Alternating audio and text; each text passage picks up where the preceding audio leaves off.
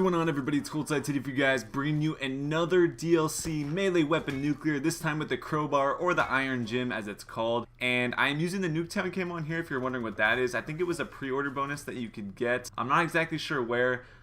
This actually isn't my account, but my friend Kieran let me use it since he did get the crowbar in one of his drops when the new weapons first came out. So thank you to him for allowing me to use his account to get this gameplay. So you guys will see this gameplay was actually, I did cut out some parts of it, but this was definitely probably the most intense melee weapon nuclear I've got thus far. If you guys don't know, I've gotten a sword nuclear and a brass knuckles nuclear. This one I think had the most like intense moments and definitely required me to play the smartest out of all of them. So I did cut out some parts so it wasn't completely slow and you guys weren't seeing me just like basically waiting around for people. So hopefully you guys enjoy that. The sound that this crowbar makes is pretty awesome. It sounds a little bit like the wrench, but I think it's slightly different, and I don't know, I think it just looks super badass, and I really love all these new melee weapons they've added in the game. It makes it so much fun just to go for these gameplays, to be honest. Like, there's no like clan wars or anything like that in this game, and I kind of miss that aspect from like Ghost and Advanced Warfare. I did like Clan Wars, so it's nice to, you know, have a team of people all working towards a common goal. I like it a lot. It's a lot of fun, so that's why I like going for these. But to talk about the class a little bit, I think I'm using the same exact class as I did in the Sword Nuclear, which is Overclock, Afterburner, Hardwired, Scavenger, and Tactical Mask with 2 stun grenades. So obviously the stun grenades help a ton. Thankfully, a lot of them weren't using Tactical Mask because that's definitely a big key to getting one of these. If they have Tac Mask, it's kind of hard to get it because, you know, being able to stun people in the back and running up to them or just stunning them in general is definitely very helpful when going for stuff like this. And these people, I know every time I get one of these, you know, people are going to say that the people were terrible and that they're noobs and all that, and they're worse than recruit bots. And granted, to get something like this, obviously the players aren't going to be great, but I would say these people weren't completely lost just because I had to play it pretty smart. Like, I wasn't just rushing in and getting like a 4-piece every time, you know. I had to play it pretty cautiously, I'm not gonna lie, and that's like why I said before I had to cut out some of the gameplay. But luckily I was able to get it. It was kind of a struggle for this one. It took me a little bit longer than getting the sword, although I wouldn't say that the sword is better necessarily. I think it was just like the luck of the draw. I wasn't getting as good of lobbies or as bad of players, if you want to put it that way. But I did, I think, choke a couple streaks beforehand, before this as well. I think I died on like a 25 or something, so that was kind of unfortunate. But at least I was able to achieve it or get the nuclear in the end. And basically all I have left, I think, is the wrench. And I might go for the butterfly knife. I'm not sure. Another person in Doom, as you guys probably have seen on the channel, has managed to already got a butterfly knife nuclear. So I think we just have the wrench left, and then we'll have all the melee weapons done in terms of nuclears.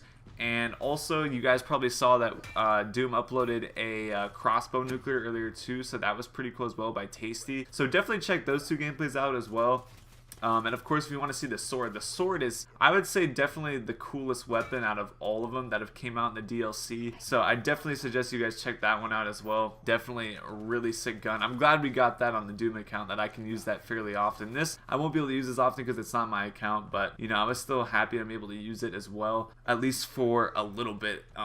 And I was able to get this nuclear. So once again, shout out to Kieran for allowing me to use his account to go for this. But also, you guys may have noticed that I uploaded a gameplay or a video basically suggesting you guys not to buy supply drops or to buy COD points for supply drops. And like I said in the video, it just seems like after the first day, all the drops like that you get as supply drops, like, you're not as likely to get all of the new stuff anymore, which is kind of unfortunate. And I go more in depth in that video if you want to check it out, so I'm not going to go into that too much. But I'm just glad that, like, you know, I have people that already have all the weapons, so I kind of have access to them. Because if I feel like if I was just like you know, a casual player and wanted to, you know, fool around with all these weapons, it would, there's no way I would be able to put, you would probably need over $1,000 just to get every single one of the new weapons. And that's, I don't know how I feel about that. I don't know what you guys think, but you'll see.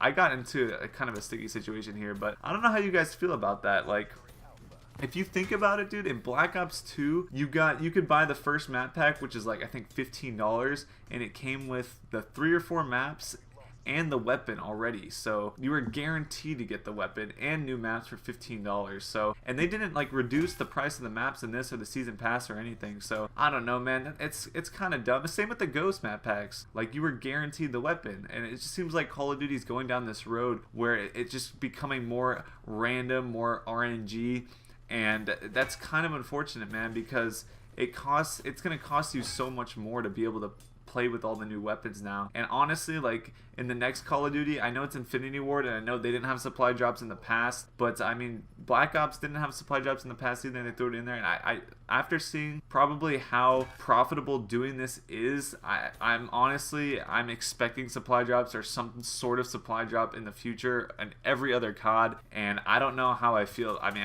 obviously I'm not super happy about that. Of course, I like more customization, and that's all cool and all. I like having different, you know, characters not all looking the same, so that's definitely a plus to it. But, you know, having to spend all the money to get it is just really, really unfortunate. We thought that, you know, spending all the money in Ghost to get all the character skins was bad back then, but at least you were guaranteed to get them. So once again, guys, hopefully you enjoyed the gameplay. Please like this video, subscribe to my channel as well. I would greatly appreciate that. I want to see if I can get to 11,000 subs by the end of the day, so let's see if we can make that happen. Thank you guys for watching, greatly appreciate it. Check one of the next 2 videos on screen, or one of the videos that I mentioned previously, and I will talk to you guys later. Alright, peace.